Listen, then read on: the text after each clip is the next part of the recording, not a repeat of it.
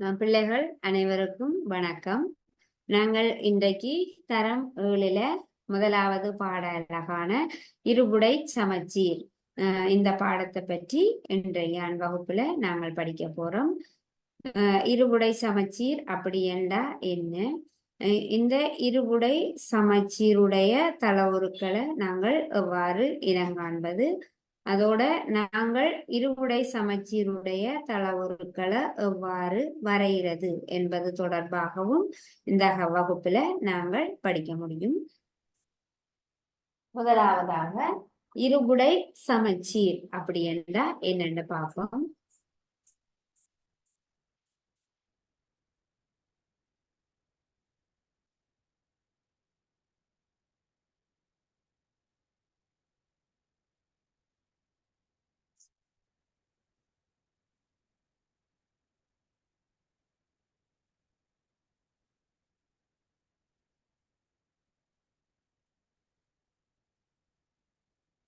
அப்ப இருபுடை சமச்சீர் அப்படி என்றா என்னென்னு பார்க்கறதுக்காக நான் ஒரு வட்ட வடிவமான உருவொண்ட வரைஞ்சு எடுத்திருக்கிறேன்.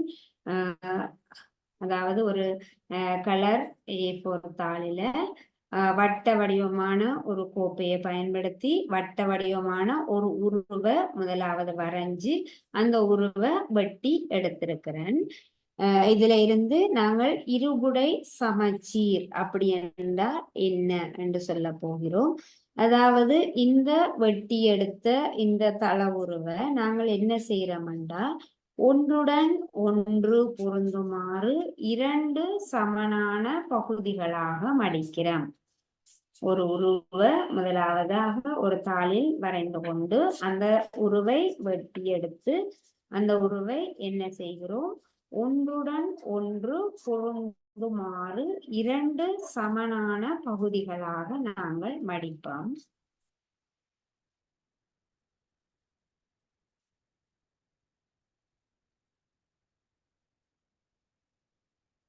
இப்படி நாங்கள் ஒரு வட்ட வடிவமான ஒரு உரு எடுத்துக்கொண்டு ஒரு உருவை வரைஞ்சி வெட்டி எடுத்துக்கொண்டு அந்த உருவை ஒன்றுடன் ஒன்று பொருந்துமாறு இரண்டு சமனான பகுதிகள் கிடைக்கிற மாதிரி மடிச்சு எடுத்திருக்கிறோம்.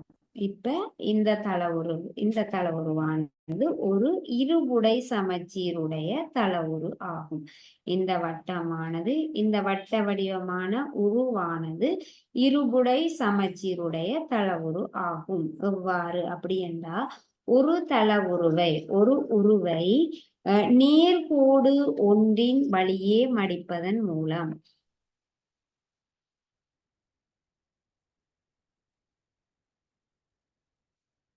நேர்கோடு நாங்கள் வரைந்து கொள்வோம்.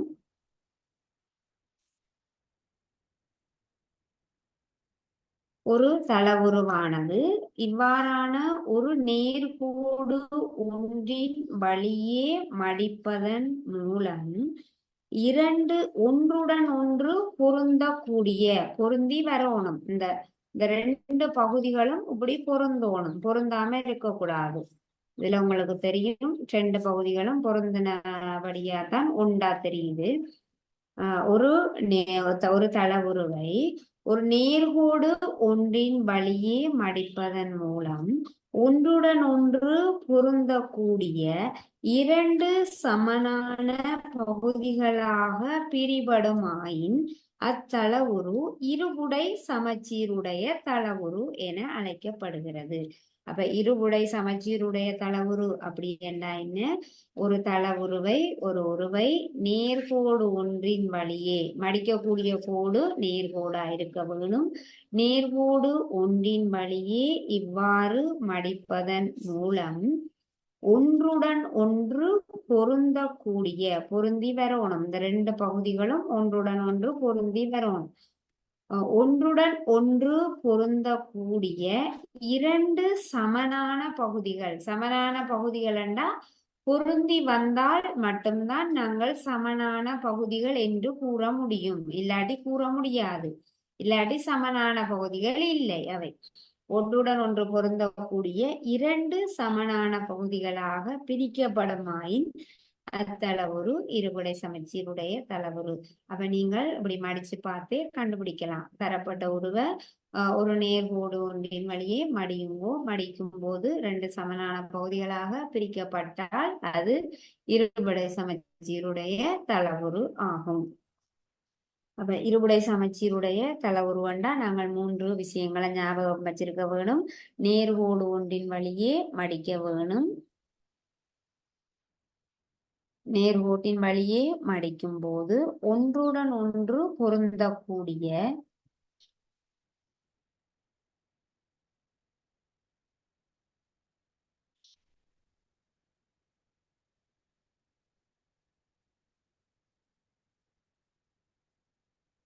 ஒன்றுடன் ஒன்று பொருந்தக்கூடிய 2 சமனான பகுதிகளாக பிரிபட வேண்டும்.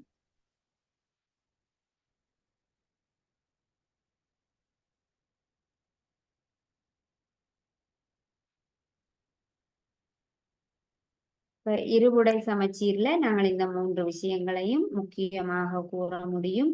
எந்த ஒரு தளவுரு தந்தாலும் அந்த தளவுருவை ஒரு நேர்கோட்டின் வழியே மடிக்க வேணும்.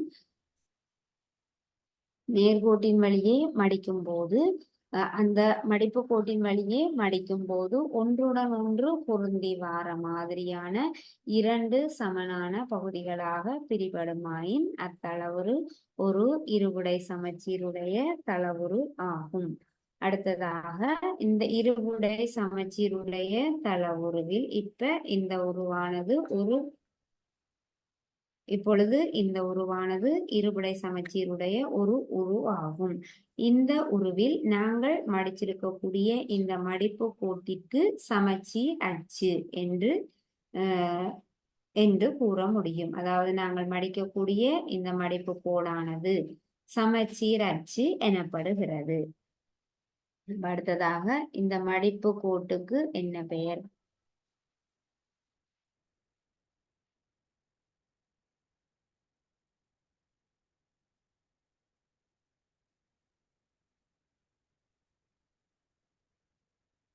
மடிப்பு கோட்டுக்கு பெயர் சமச்சீர் அச்சு ஆகும். ஒரு இருபடை சமச்சீருடைய தளவுரு அப்படி என்றால் ஒரு தளவுருவை நேர்கோடு ஒன்றின் வழியே மடிப்பதன் மூலம் ஒன்றுடன் ஒன்று பொருந்தக்கூடிய 2 சமனான பகுதிகளாக பிரிபடுமாயின் அத்தளவுரு இருபடை சமச்சீருடைய தளவுரு எனப்படுகிறது. இந்த இருபடை சமச்சீருடைய தளவுருவில் நாங்கள் மடிக்கக்கூடிய இந்த மடிப்பு கோட்டினை சமச்சீர் அச்சு என்கிறோம். இதை நாங்கள் ஞாபகத்துல வச்சிருப்போம். அடுத்ததாக இந்த இருபுடை சமச்சீருடைய தளவுருவில் இந்த 2 பக்கமும் இருக்கக்கூடிய பகுதிகள் இது முதலாவது பகுதி, இது 2வது பகுதி. இந்த 2 பக்கமும் நாங்கள் பிரிக்கக்கூடிய இந்த 2 பகுதிகளும் எப்படி இருக்க வேணும் அப்படி என்றால் வடிவத்திலும் பரப்பளவிலும் சமனானவையாக இருக்க வேணும். வடிவம் உங்களுக்கு இதுல பார்க்கும் போதே தெரியுது. முதலாவது இப்படி 2ஆ பிரிக்கிறோம். முதலாவது பகுதியை பாருங்க. முதலாவது பகுதியினுடைய வடிவமும் 2வது பகுதியினுடைய வடிவமும் ஒரே மாதிரி இருக்குது.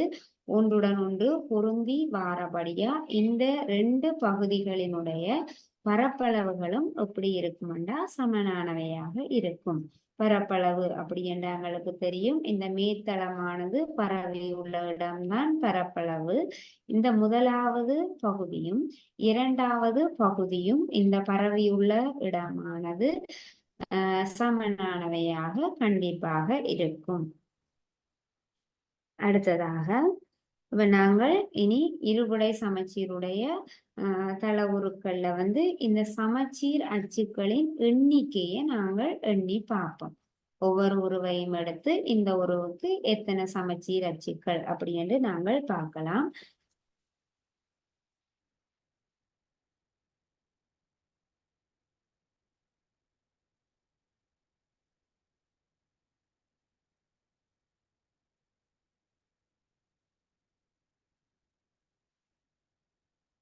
நாங்கள் இந்த உருவையே முதலாவதாக ஒரு மடிப்பு கோட்டின் வழியே ஒரு ஒரு மடிப்பின் மூலமாக நாங்கள் மடிக்கிறாங்க. அதே மாதிரி இன்னொரு மடிப்பு மடிப்போம்.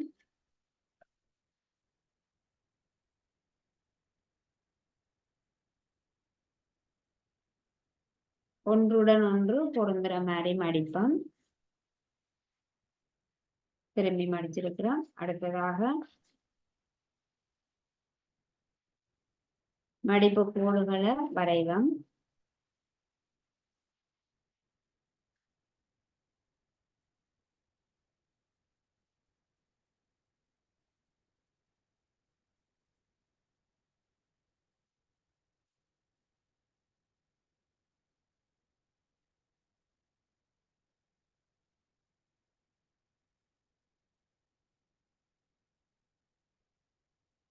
நாங்கள் வரைஞ்சிருக்கக்கூடிய இந்த வட்ட வடிவமான அடருக்கு எத்தனை சமச்சீர் அச்சுக்கள் இருக்குது அப்படின்னு நாங்களுக்கு காண போறோம்.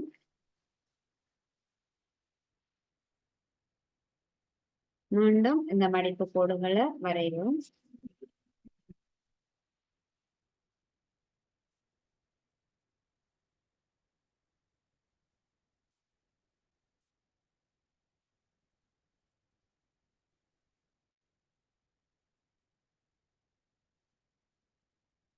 எல்லா நேரத்திலையும் நாங்கள் மடிக்கும் போதும் இந்த இரண்டு ஒன்றுடன் ஒன்று பொருந்தக்கூடிய ரெண்டு சமனான பகுதிகள் எங்களுக்கு கிடைக்க வேணும்.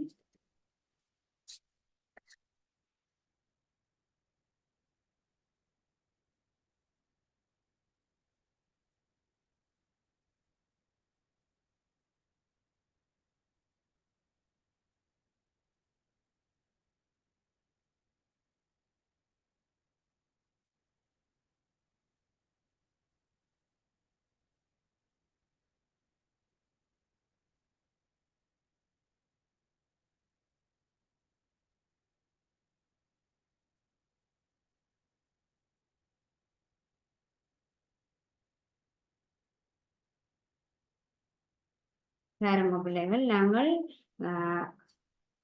இப்பொழுது கொஞ்சம் மடிப்பு ஒன்றுடன் ஒன்று பொருந்துற மாதிரி மடிச்சிட்டு வெவ்வேறான நிலைகள்ல மடிச்சிட்டு இந்த மடிப்பு கோடுகளை நாங்கள் வரைஞ்சிருக்கிறோம். அடுத்த மடிப்பு கோடுகளானது எப்படி இருந்திருக்கும் அப்படின்னா,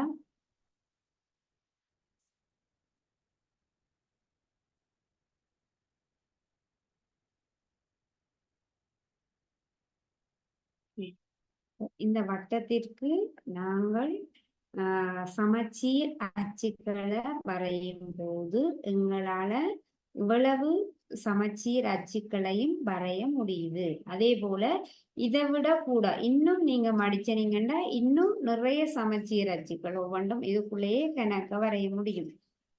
ஆகவே ஒரு வட்ட வடிவமான அடர் எடுத்திருக்கிறோம்.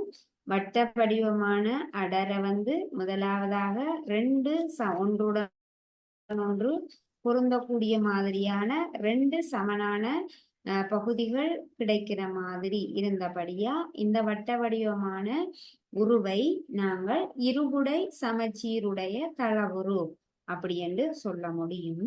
இந்த இருபுடை சமச்சீருடைய தளவுருவில் நாங்கள் மடிக்கக்கூடிய இந்த மடிப்பு கோடானது சமச்சீர் அச்சு எனப்படுகிறது.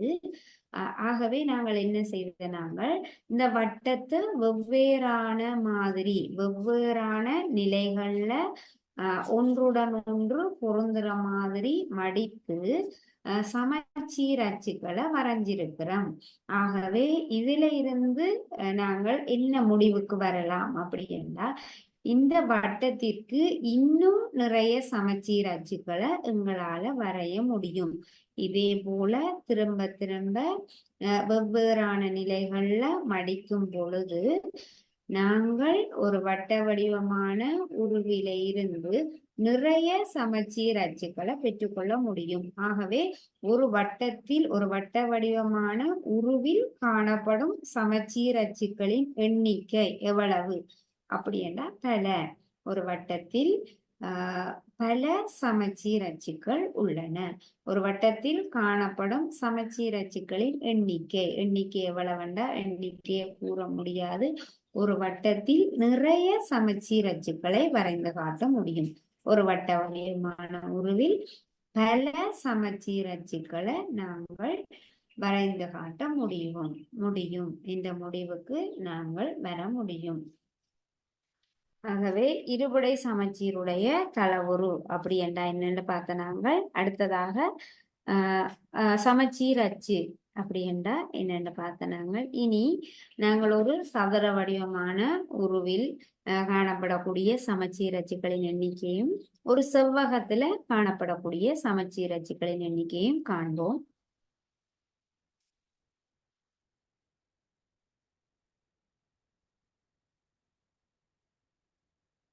இப்ப இதுல ஒரு சதுர வடிவமான ஒரு அடரை வட்டி எடுத்திருக்கிறோம். ஒரு தாளில சதுர வடிவமான ஒரு அடர் எடுத்திருக்கிறோம். இப்ப நாங்கள் இந்த அடருக்கு எத்தனை சமச்சீர் அச்சுக்கள் இருக்குது அப்படின்னு நாங்கள் எண்ணி பார்க்க போறோம். முதலாவது இந்த உருவானது ஒரு இருபடை சமச்சீருடைய தள உருவா இல்லையா? என்ன செய்ய வேணும்? நேர்கோடு ஒன்றின் வழியே மடிக்க வேணும். மடிக்கும் போது ஒன்றுடன் ஒன்று பொருந்த வேணும். சதுர வடிவமான உரு அப்படி என்றால் அதனுடைய எல்லா பக்கங்களும் சமனாக இருக்கும். ஆகவே அந்த உருவானது கண்டிப்பாக ஒன்றுடன் ஒன்று பொருந்தி வரும்.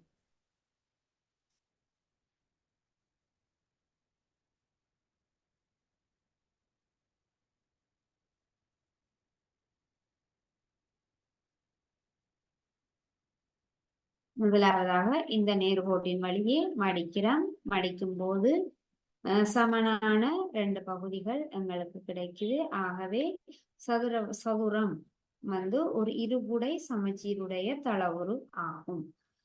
இந்த சதுர வடிவமான இந்த அடரில் நாங்கள் முதலாவது மடிப்பு கோட்டை கீறி முதலாவது சமச்சீரச்சை வரைஞ்சிருக்கிறோம். இதே போல ஒரு சதுரத்திற்கு எத்தனை சமச்சீரச்சுக்களை நாங்கள் வரைய முடியும் என்பதை பற்றி நாங்கள் இப்ப பார்க்க போறோம். அப்ப முதலாவது ஒன்றுடன் ஒன்று பொருந்துற மாதிரி முதலாவது சமச்சீரச்சை கீறி இருக்கிறோம். அடுத்ததாக மற்ற மாதிரி மடிப்போம்.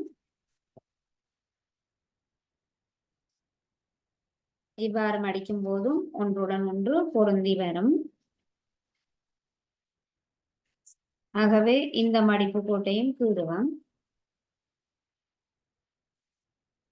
ரைட். அப்ப இந்த சதுர வடிவமான உருவுக்கு நாங்கள் 2 சமச்சீர் அச்சுக்களை வரைஞ்சிருக்கிறோம். 1 2 சமச்சீர் அச்சுக்களை வரைஞ்சிருக்கிறோம். அடுத்தது இனி ஒன்றுடன் ஒன்று பொருந்துற மாதிரி இந்த சதுர வடிவான உருவை நாங்கள் எவ்வாறெல்லாம் மடிக்கலாம்? மூளையில மடிக்கலாம். மூளை விட்டம் வார மாதிரி மடிக்க முடியும்.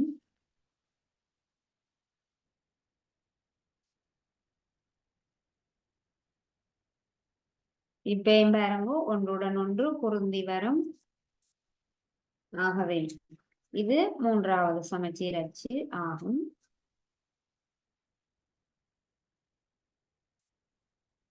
மூன்றாவது சமச்சீர் அச்சு நாங்கள் கூறியிருக்கிறோம். அடுத்ததாக இன்னும் என்ன செய்யலாம்? இந்த மூலையிலையும் மடிக்கலாம். அடுத்த 2 மூலைகளும் ஒன்றுடன் ஒன்று பொருந்துற மாதிரி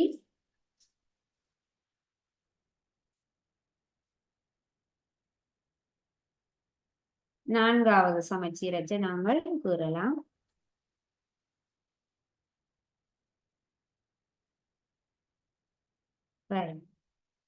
இப்ப நாங்கள் இந்த சதுர வடிவமான ஒரு உருவ வரைஞ்செடுத்து இந்த சதுர வடிவமான உருவில் எங்களால வரையக்கூடிய சமச்சீர் அச்சுக்களின் எண்ணிக்கையை நாங்கள் பார்க்கிறோம்.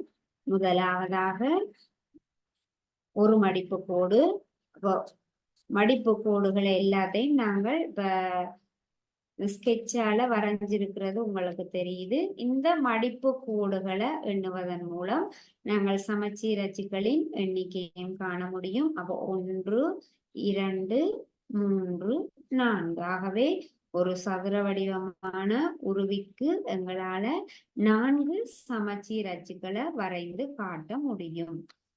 இப்படி மடிச்ச நாங்கள் 1, அடுத்ததாக மாறி இப்படி மடிச்ச நாங்கள் 2, அடுத்தது மூளையை மடிச்ச நாங்கள் 3, அடுத்தது இந்த மூளையை மடிச்ச நாங்கள் 4.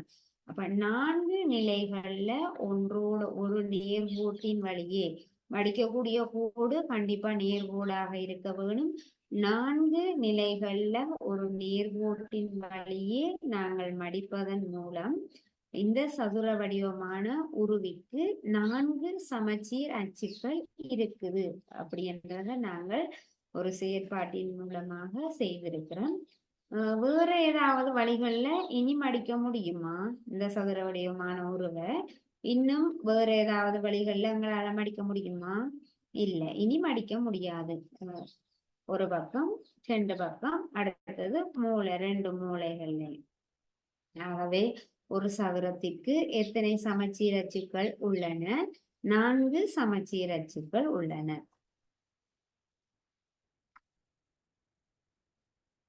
சதுரத்திற்கு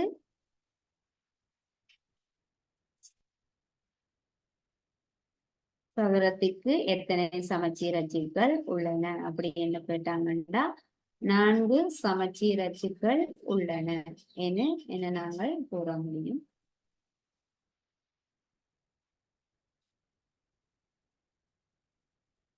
அடுத்ததாக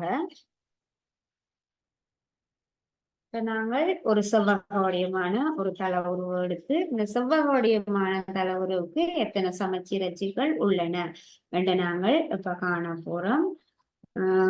செவ்வகமானது ஒரு இருபுடை சமச்சீருடைய தள உருவா இல்லையா? செவ்வகமானது இருபுடை சமச்சீருடைய தள உருவா இல்லையா?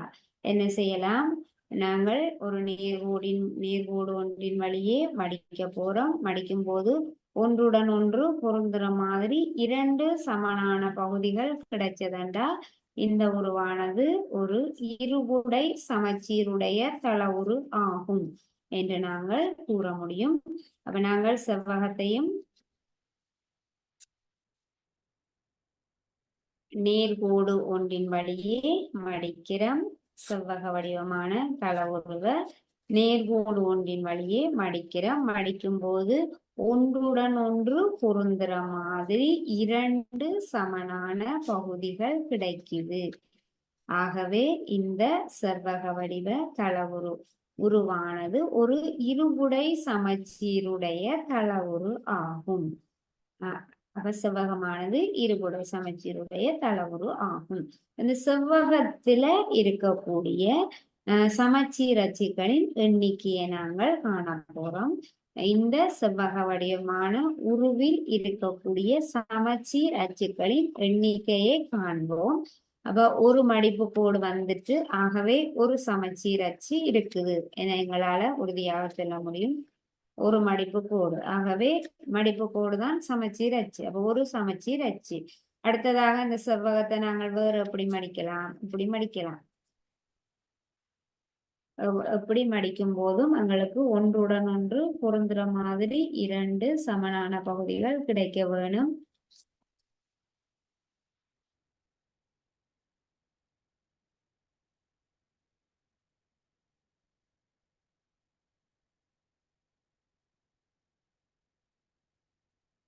இப்பயும் என்ன செய்திருக்கு? ஒன்றுடன் ஒன்று பொருந்துற மாதிரி 2 சமனான பகுதிகள் கிடைக்குது.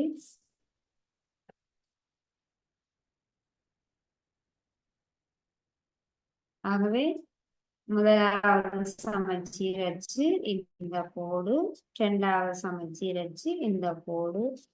கோட்டை வரைஞ்சு கொள்வோம்.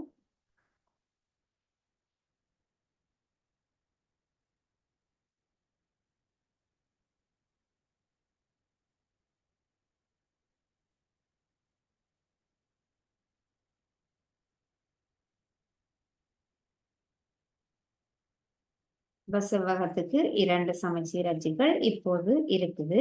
நாங்கள் மேலும் ஒன்றுடன் ஒன்று பொருந்துற மாதிரி மடிக்க முடியுமா அப்படின்னு பார்ப்போம். மடிக்கலாம். அடுத்தது இந்த மூளை பக்கமாக நாங்கள் மடிச்சு பார்ப்போம்.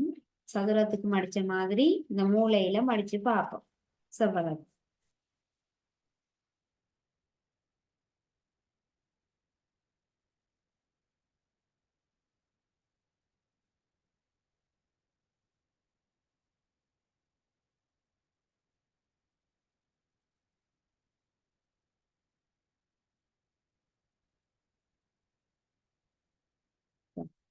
நாங்கள் என்ன செய்திருக்கிறோம், இந்த மூலையில மடிச்சு பார்க்கிறோம்.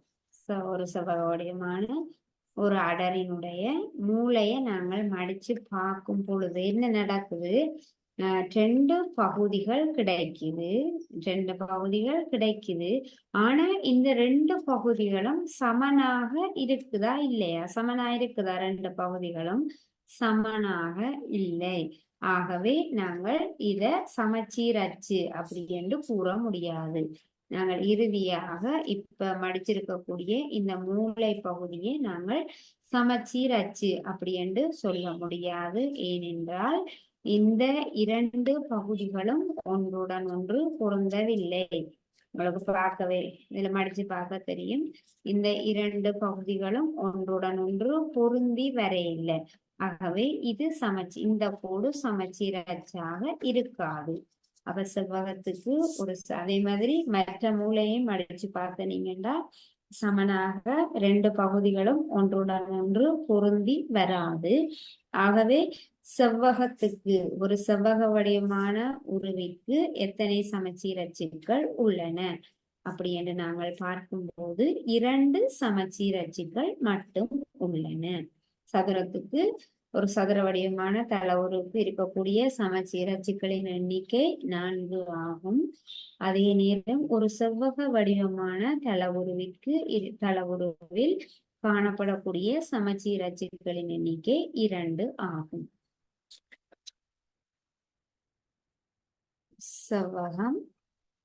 செவ்வகத்துக்கு 2 சமச்சீர் அச்சுக்கள் உள்ளன.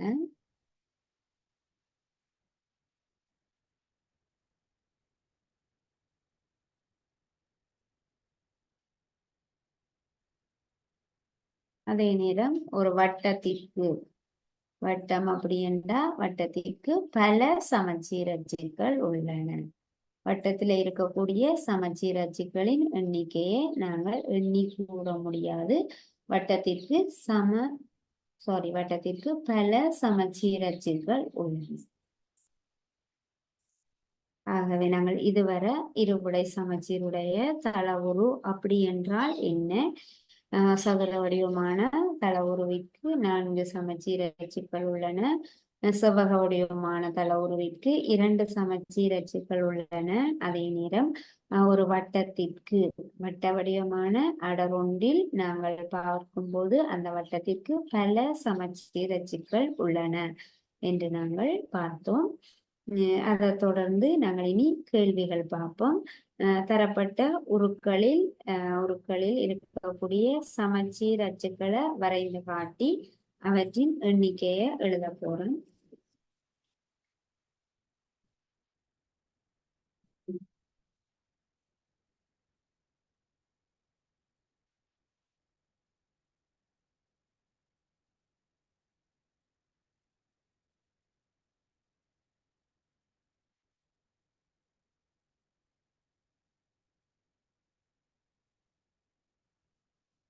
கேள்வி: தரப்பட்ட உருவில்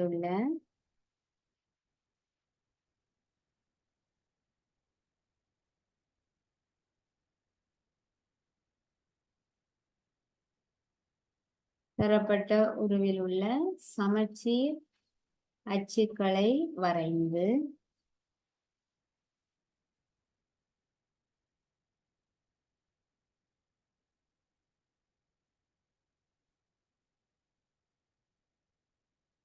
அவற்றின் எண்ணிக்கையை எழுதுக.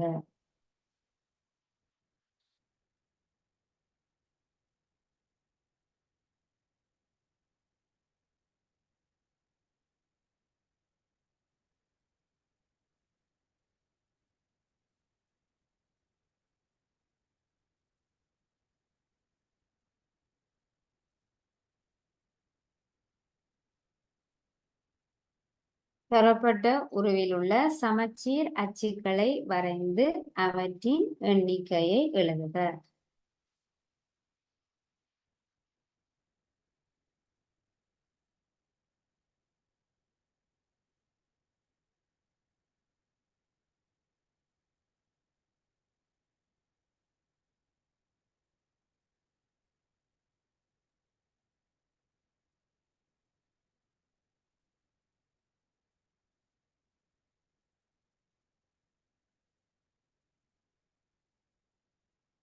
தரப்பட்ட உருவில் உள்ள சமச்சீர் அச்சுக்களை வரைந்து அவற்றின் எண்ணிக்கை எழுதுக. அப்போ ஒரு உரு தரப்படுகிறது. இந்த உருவில் உள்ள சமச்சீர் அச்சுக்கள் அல்லது அச்சை நாங்கள் வரைஞ்சு எண்ணிக்கையை எழுத போறோம். இந்த உருவினுடைய சமச்சீர் அச்சை காண்பதற்காக நாங்கள் என்ன செய்யலாம்? ஒன்றுடன் ஒன்று பொருந்துற மாதிரி ரெண்டு சமனான பகுதிகள் கிடைக்குதான்னு பார்ப்போம். கிடைக்குதாண்டு பார்க்கும்போது சமச்சீர் அச்சுக்களை நாங்கள் ரெண்டு சமனான பகுதிகள் கிடைக்குமாறு வரைவோம். அப்ப எப்படி வரையலாம்?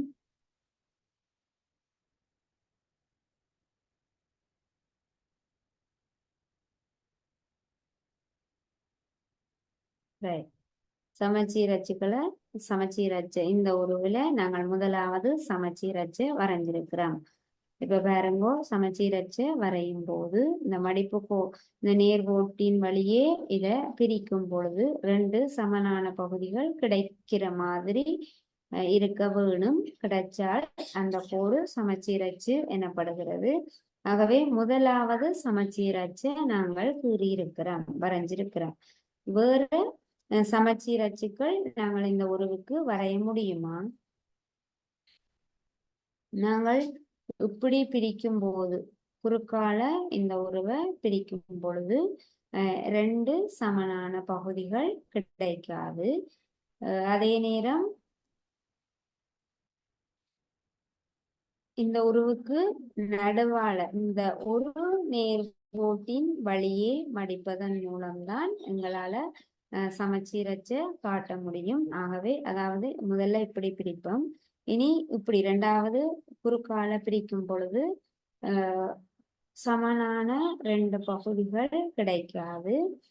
அதே நேரம் நீங்கள் இந்த உருவு வந்து சரிவகம் மாதிரி சரிவகம் ஆகும்.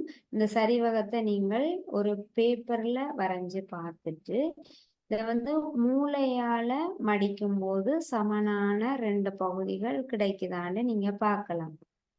இந்த உருவிற்கு இப்ப எங்களால ஒரு சமச்சீரச்சை வரைய முடியும். நீங்கள் இத ஒரு சரிவகம் வரைஞ்சி ஒரு பேப்பர்ல வரைஞ்சு வெட்டி எடுத்து மூளையால மடிச்சு பார்த்தீங்கன்னா உண்மையாக அதனுடைய சமச்சீர் அச்சுக்களின் எண்ணிக்கையை கூற முடியும். அடுத்ததாக சதுரம் அப்படி என்றால் எங்களுக்கு தெரியும். சமச்சீர் அச்சுக்களை நாங்கள் வரையலாம். முதலாவதாக இந்த நேர்கோட்டின் வழியாக ஒரு சமச்சீர் அச்சை வரைய முடியும். அடுத்ததாக இரண்டாவது நேர்கோட்டின் வழியாக இன்னொரு சமச்சீர் அச்சை வரைய முடியும். மூன்றாவதாக மூளையால இன்னொரு சமச்சீர் அச்சை வரைய முடியும். ஆகவே சதுரத்துக்கு நாங்கள் 4 சமச்சீர் அச்சுக்கள் உள்ளன அப்படி என்று ஏற்கனவே நாங்கள் அந்த சதுர வடிவமான ஒரு அடர்ல பார்த்த நாங்கள். அப்ப நீங்கள் சமச்சீர் அச்சுக்களை வரைய சொன்னா ரெண்டு சமனான பகுதிகள் கிடைக்கிற மாதிரி வரைஞ்சு காட்ட வேணும். நாங்கள் வரையக்கூடிய ஒவ்வொரு நேர்கோடும் அந்த தள உருவ இரண்டு சமனான பகுதிகள் கிடைக்கிற மாதிரி இருக்க வேணும். அடுத்ததாக இன்னொரு உருவுக்கு சமச்சீர்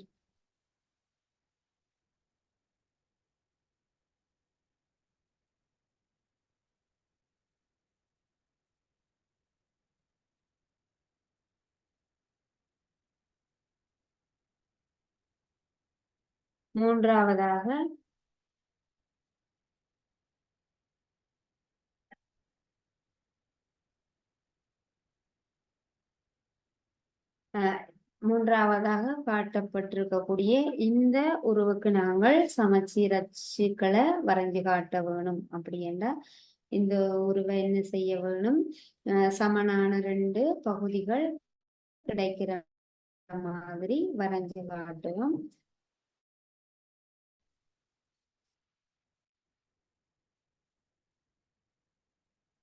இப்படி பிரிக்கும் பொழுது தரப்பட்ட இந்த மூன்றாவது உருவை இவ்வாறு நேர்கோட்டின் வழியே பிரிப்பதன் மூலம் ரெண்டு சமனான பகுதிகள் கிடைக்கிற மாதிரி பிரிக்க முடியும். ஆகவே இந்த உருவிற்கு ஒரே ஒரு சமச்சீர் அச்சை மட்டும்தான் வரைய முடியும். ஏனென்றால் வேற நீங்கள் நேர்கோடு கீறுவதன் மூலமாக இந்த உருவிற்கு சமச்சீர் அச்சுக்களின் எண்ணிக்கையை கூற முடியாது. இந்த ஒரே ஒரு கோட்டின் இந்த கோட்டின் வழியாக மட்டும்தான் நாங்கள் ரெண்டு சமனான பகுதிகள் கிடைக்கிற மாதிரி பிரிக்கலாம். இந்த கோடு மட்டும்தான் இந்த உருவை ரெண்டு சமனான பகுதிகளாக பிரிக்கும். வேற இப்படி குறுக்கால நாங்கள் மடிக்கும் பொழுது ரெண்டு சமனான பகுதிகள் கிடைக்காது. ஆகவே இந்த உருவிற்கு ஒரே ஒரு சமச்சீரச்சு மட்டும்தான் இருக்கும். அடுத்ததாக அப்ப கேள்வி உங்களுக்கு தரப்பட்ட உருவில் உள்ள சமச்சீர் அச்சுக்களின் எண்ணிக்கை வரைய சொன்னா நீங்கள் இப்படி வரைஞ்சு காட்ட முடியும். அல்லது சமச்சீர் அச்சுக்களின் எண்ணிக்கை கேட்டா நீங்கள் இரண்டு சமனான பகுதிகள் எப்ப எல்லாம் கிடைக்கிற மாதிரி அந்த உருவை பிரிச்சு ரெண்டாக பிரிச்சு ஒரு நேர்கோட்டை வரைவதன் மூலமாக நீங்கள் தரப்பட்ட உருவுக்கு சமச்சீர் அச்சுக்களின் எண்ணிக்கையை கூற முடியும். அடுத்ததாக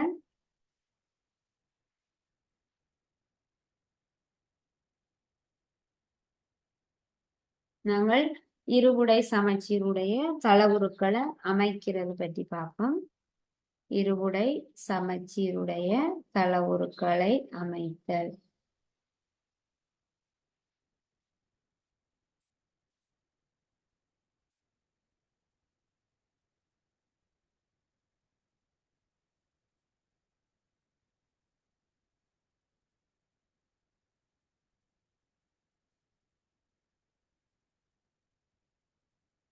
இருபுடை சமச்சீருடைய தளவுருக்களை எவ்வாறு அமைக்கிறது, எவ்வாறு நாங்கள் உருவாக்குறது என்பது தொடர்பாக நாங்கள் இப்ப பார்ப்போம்.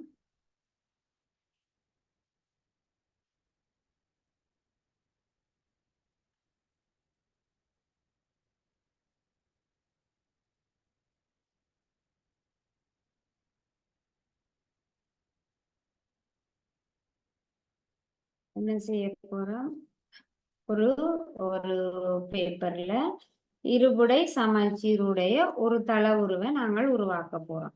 ஒரு பேப்பர் எப்படி இருந்தாலும் பரவாயில்லை, எந்த வடிவத்துல இருந்தாலும் பரவாயில்லை, நாங்கள் அந்த பேப்பர்ல ஒரு இருபுடை சமச்சீருடைய தளவுருவை எவ்வாறு உருவாக்குறது என்பதை பற்றி நாங்கள் இப்ப பார்க்க போறோம். அப்ப ஏதாவது என்ன வடிவமாக இருந்தாலும் பரவாயில்லை, அந்த பேப்பரை நாங்கள் எடுத்துக்கொள்வோம். ஓகே பிள்ளைகள், நாங்கள் அப்ப இன்றைக்கு இருபுடை சமச்சீர் அப்படி என்றால் என்ன, இருபுடை சமச்சீருடைய தளவுரு என்றால் என்ன, அந்த இருபுடை சமச்சீருடைய தளவுருக்களில் சமச்சீர் அச்சுக்கள் அப்படி என்றால் என்னன்னு பார்த்த நாங்கள் மேலும் அடுத்த வகுப்புல இருபுடை சமச்சீருடைய தளவுருக்களை எவ்வாறு அமைக்கிறது என்றும் இருபுடை சமச்சீருடைய தளவுருக்கள்ல எவ்வாறு வரைகிறது என்பது தொடர்பாகவும் நாங்கள் அடுத்த வகுப்புல பார்க்கலாம். இன்றைக்கு இந்த வகுப்புல ஏதாவது கேள்விகள் இருந்தால் கேட்கலாம், இல்லாட்டி நாங்கள் வகுப்பை நிறைவு செய்வோம்.